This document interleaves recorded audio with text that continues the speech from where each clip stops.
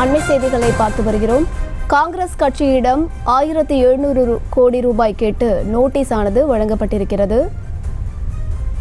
1700 கோடியில் வருமான வரி மற்றும் அபராதம் அடங்கும் என்றும் வருமான வரித்துறை தெரிவித்திருக்கிறது. அது தொடர்பான அண்மை செய்திகளை பார்த்து வருகிறோம்.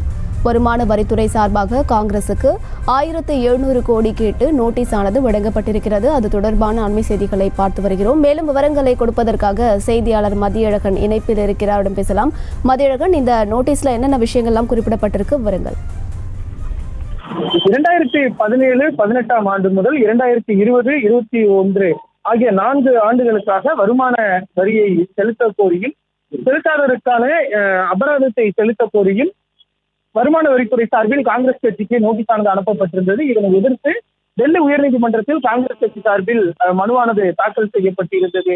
ஆனால் இந்த மனுவை டெல்லி உயர்நீதிமன்றம் ஏற்க மறுத்த நிலையில் தற்பொழுது இந்த 1700 கோடி ரூபாயை செலுத்த கோரி வருமான வரித்துறை சார்பில் காங்கிரஸ் கட்சிக்கு நோட்டீஸ் ஆனது அனுப்பப்பட்டு இருக்கிறது.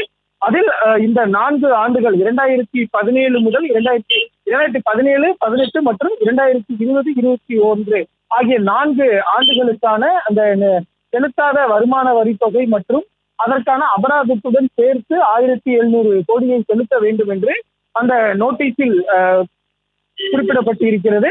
ஏற்கனவே வருமான வரித்துறையின் இந்த நடவடிக்கை எதிர்த்து காங்கிரஸ் கட்சி நீதிமன்றத்திற்கு சென்ற நிலையில் நீதிமன்றத்தில் காங்கிரஸ் கட்சிக்கு எந்த நிவாரணமும் கிடைக்காத நிலையில் இந்த நோட்டீஸை எதிர்த்தும் காங்கிரஸ் கட்சி நீதிமன்றம் செல்லவிருப்பதாக தகவல்கள் கூறுகின்றன.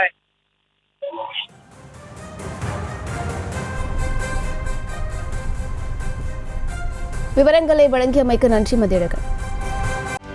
செய்திகளை உடனுக்குடனும் துல்லியமாகவும் தெரிந்து கொள்ள சப்ஸ்கிரைப் பண்ணுங்க.